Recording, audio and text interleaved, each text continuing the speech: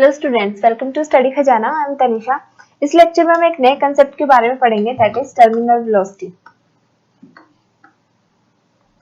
Terminal velocity. तो जो हमारी टर्मिनल वेलोसिटी है वो कैसे होती है, ठीक है, इसको एक्सप्लेन करती हूँ मैं। हमने कोई एक लिक्विड लिया, ठीक है, मानो ये मेरा लिक्विड से फिल है, इसमें लिक्विड है, ठीक है। तो मैंने इसमें कोई बॉडी ली, ठीक है, मैंने कोई एक बॉडी ली, वो बॉडी मेरी कहाँ जा रही है, टुवर्ड्स बिलो, क्योंकि वो नीचे ही जाएगी। अगर मैंने कोई एक बॉडी लिक्विड में डालनी है तो ये हमारा श्योर है कि वो नीचे ही जाती है, ठीक है। इस पे जो फोर्स लगता है दैट इज mg, ठीक है। और इस mg जितना फोर्स मेरा वेट का लगेगा, ठीक है, वेलोसिटी के कारण जो फोर्स लगेगा उसे एक अपोज करने में फोर्स लगेगा, ये हमें पता है। वो फोर्स कौन सा होगा, वो होगा viscous force, that is Fv, ठीक है। अब देखो, मेनली ये आपको समझ आ गया है कि वो नीचे जाती है तो मेरा जो विस्कस फोर्स है वो भी अराइज हो जाता है और उसे अपोज करने की कोशिश करता है। अब यहाँ पे देखो, यहाँ पे मेरा जो फोर्स है वो mg भी लग रहा है और विस्कस फोर्स भी, बट हमारे एक लिक्विड की एक और प्रॉपर्टी होती है जब वो स्टेबल होता है, दैट इज बुओयंसी फोर्स। बुओयंसी क्या होता है, जो मेरी अबव अपवर्ड थ्रस्ट वाला फोर्स होता है वो, ठीक है, तो वो भी इसे अपवर्ड पुल करेगा एक थ्रस्ट में, ठीक है। तो ये जो एक और फोर्स लगेगा वो क्या लगेगा, Ft, ठीक है। तो जो मेरा वेट वाला जो फोर्स है mg है वो किससे हमारा इक्वेट हो जाएगा, बुओयंसी फोर्स से और विस्कस ड्रैग से, ठीक है। तो ये आप समझ गए कि कोई भी एक बॉडी है जब वो लिक्विड में हमने डाली है तो वो नीचे जाएगी, जितने ज्यादा मेरी वेलोसिटी होगी उतना ही ज्यादा मेरा वो ग्रेविटी का इफेक्ट यहाँ पे राइज हो जाएगा, क्योंकि वो mg फोर्स है। तो जितना ज्यादा ग्रेविटी का इफेक्ट होगा उतनी ज्यादा वेलोसिटी से ये नीचे की तरफ जाएगा, और जितनी ज्यादा जल्दी ये नीचे की तरफ जाएगा हमारा लिक्विड क्या इसे ऊपर की तरफ उतना ही जल्दी से पुश करने की कोशिश करेगा बाय द विस्कस ड्रैग, ठीक है। तो मेनली जब इसे पुट करेंगे, ठीक है, तो सिंपली जब हम इसे करेंगे, ठीक है, तो मेनली ये क्या होता है, सबसे पहले टर्मिनल वेलोसिटी होती क्या है,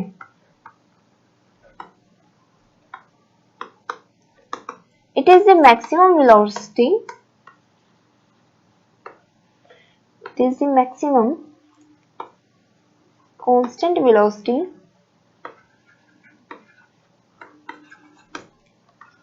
acquired by the body falling freely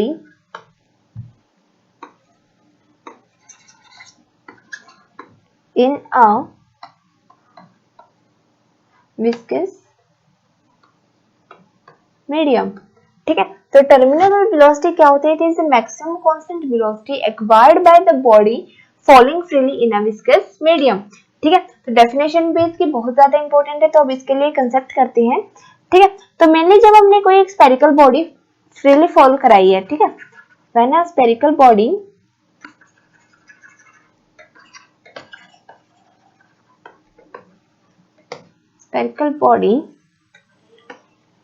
falls through a viscous medium,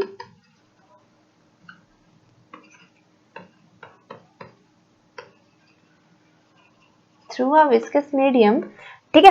तो जब ये किसी एक विस्कस मीडियम से थ्रू की पास होती है, फॉल की जाती है, तो मेनली वहां पे क्या फोर्स लगता है, एक वेट ऑफ अ बॉडी, कौन से फोर्स राइज हो जाते हैं, mainly wait of a body acting downwards,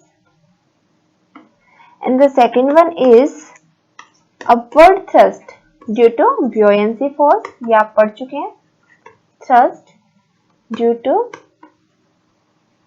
buoyancy force, buoyancy weight of liquid displaced,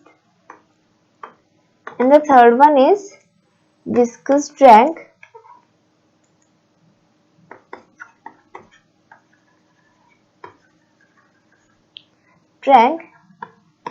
in the viscous drag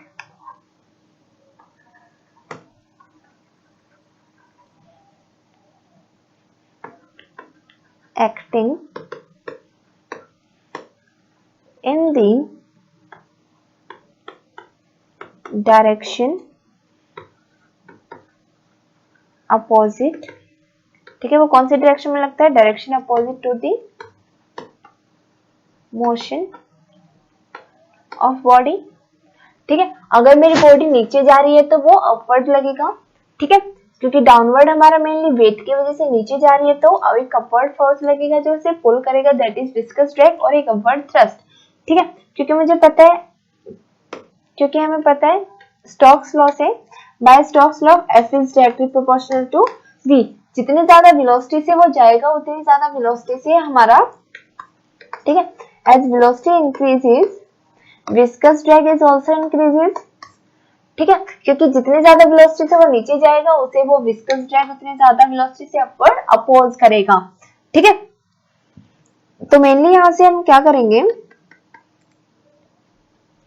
ठीक है, अगर एक कोई बॉडी फॉल हो रही है नीचे तो वो वेलोसिटी उसकी इंक्रीज होती जाएगी due to the effect of gravity, ठीक है। As the body false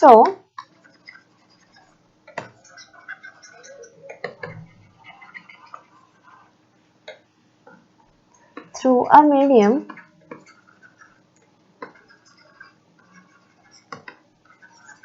velocity goes on increasing due to gravity effect, ग्रेविटी के इफेक्ट की वजह से वो इंक्रीज होती जाएगी, ठीक है। therefore opposing viscous drag is also increasing,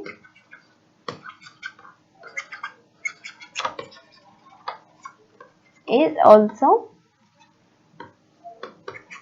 increasing, है ना, हमें वो जो अपोज करेगा वो भी इंक्रीज होता जाएगा, ठीक है।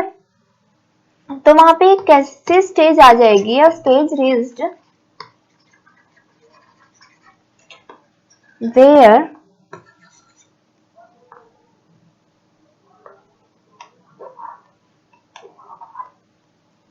reached when true weight of a body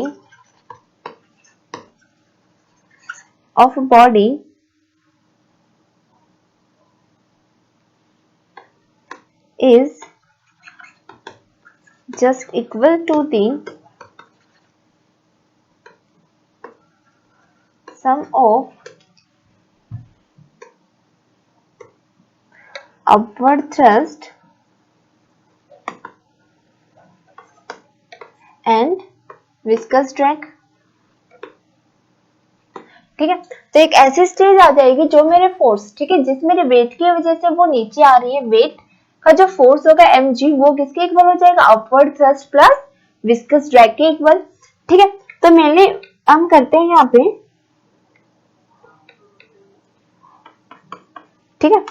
तो इस स्टेज पे क्या होगा मेरा, इस स्टेज पे जब हमारा इक्वल हो जाएगा ये, at this stage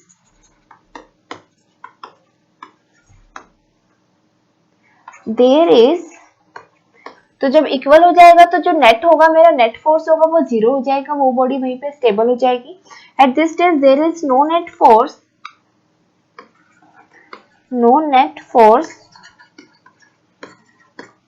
two accelerate the body, ठीक है, कोई हमारा नेट फोर्स नहीं होगा एक्सेलरेट करने के लिए बॉडी को, हेंस इट स्टार्ट्स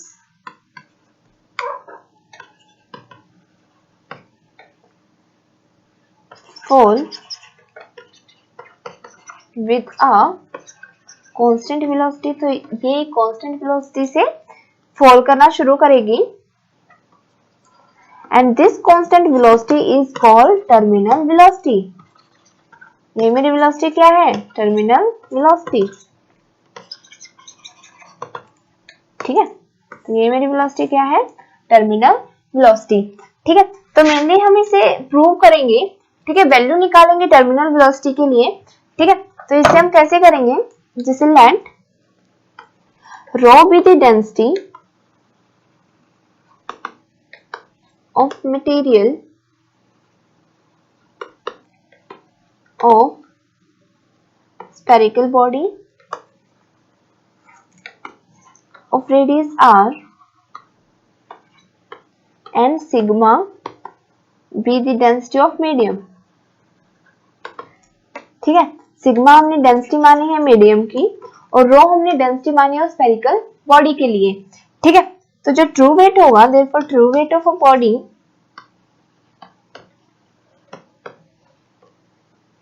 वो क्या हो जाएगा, वो हो जाएगा W is equals to volume into density होता है, क्योंकि जो मेरा डेंसिटी होता है वो मास पर यूनिट वॉल्यूम, तो यहाँ से हमारा जो वेट आएगा वो weight into density, that is रो।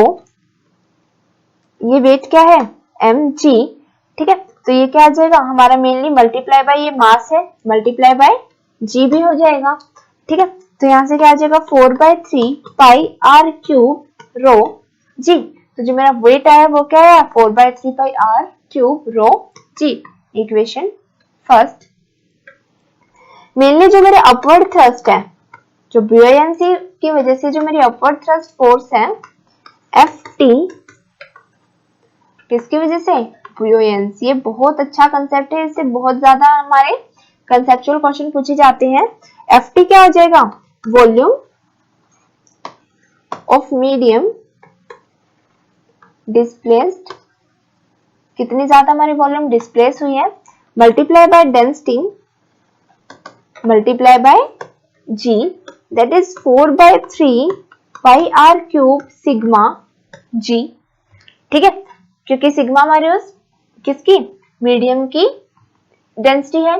ठीक है, अब हमें पता है जो मेरा विस्कस फोर्स होगा F विस्कस, वो क्या होगा, हमें स्टोक्स लॉ से पता है 6 पाई नीटा RV।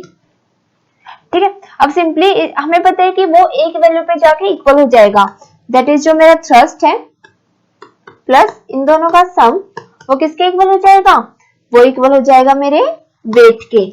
ठीक है, तो यहां से सिंपली वैल्यूज को पुट करेंगे, तो जो मेरा अपवर्ड थ्रस्ट आया वो क्या है 4/3 pi r cube sigma g plus 6 pi eta RV is equals to किसके इक्वल है 4/3 pi r cube rho g।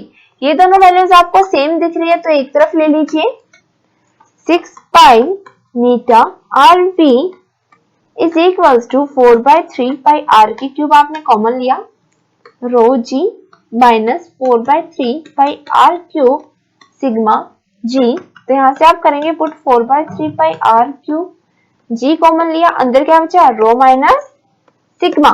ठीक है, इस तरफ क्या था 6 पाई नीटा RV, पाई से पाई कैंसिल आउट हुआ,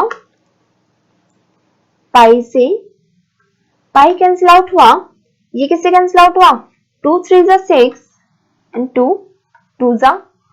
ठीक है, तो ये क्या हो जाएगा उस तरफ जाके ये मल्टीप्लीकेशन में हो जाएगा। तो यहाँ से हमें किसकी वैल्यू निकालनी है, मेनली v के लिए वैल्यू निकालनी है, क्योंकि v is the terminal velocity here, then v is equals to 2 r cube g rho minus sigma upon 3 3 जा 9 और क्या आ जाएगा नीटा r, r से ये भी कैंसिल आउट हो जाएगा तो r स्क्वायर बचेगा। ठीक है, तो v की वैल्यू क्या आई 2r square rho minus sigma upon क्या आ जाएगा मेरा 9 नीटा और साथ में क्या था g, तो it is the value of velocity here. तो आप इस फॉर्मूला से देख सकते हो ये टर्मिनल वेलोसिटी के लिए बहुत ज्यादा इंपॉर्टेंट है, सीधा फॉर्मूला यूज करेंगे और हम अपने न्यूमेरिकल्स निकालेंगे। पूछी जाती है कि टर्मिनल वेलोसिटी क्या होती है। ठीक है, तो मेनली आप यहाँ से देख सकते हैं जो टर्मिनल वेलोसिटी वेरीज करती है किसके साथ, वो करती है हमारे मेनली रेडियस के साथ। ठीक है, तो आप लिख लीजिए यहाँ पे first terminal velocity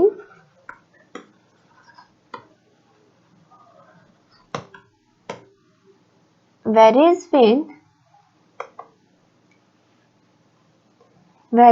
directly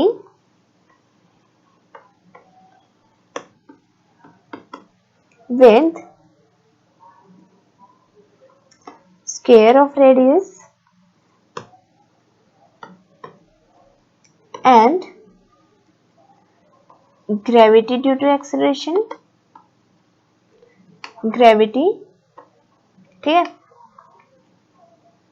directly with acceleration, ये सॉरी g, ग्रेविटी लिख लीजिए and also depends upon the difference of densities of body to the medium, ठीक है।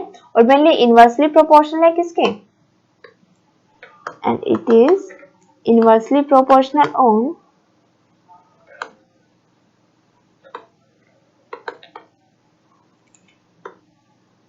On coefficient of viscosity. Coefficient of viscosity के ये इनवर्सली प्रोपोर्शनल है। अब हमें पता है V is equal to 2r square rho minus sigma g upon eta 9 eta, ठीक है। अब आप देखो मेनली रो माइनस सिग्मा, अब यहाँ से वैल्यूज देखो, रो क्या मेरी उस बॉडी के लिए डेंसिटी और सिग्मा क्या मीडियम के लिए डेंसिटी, ठीक है।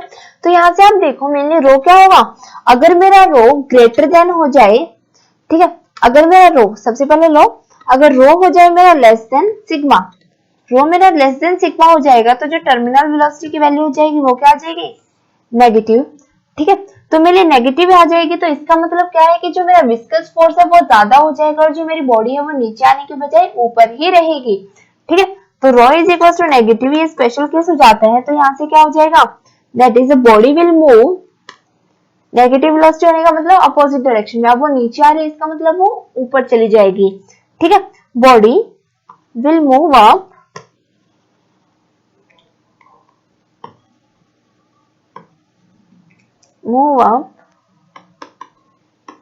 with a constant velocity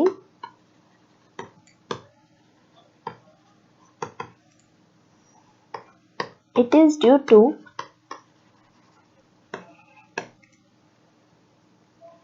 इसलिए जो मेनली होता है it is due to rise of gas bubbles, rise up through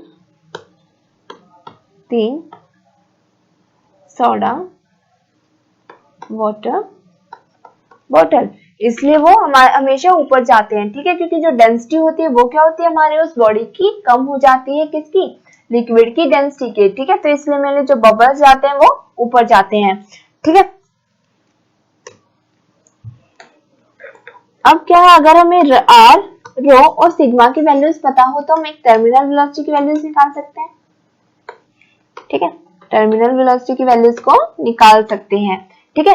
तो यहाँ से एक न्यूमेरिकल देख लेते हैं जिसमें हमें वैल्यूज गिवन है, ठीक है। क्वेश्चन दिया गया है आपको, अ मेटल बॉल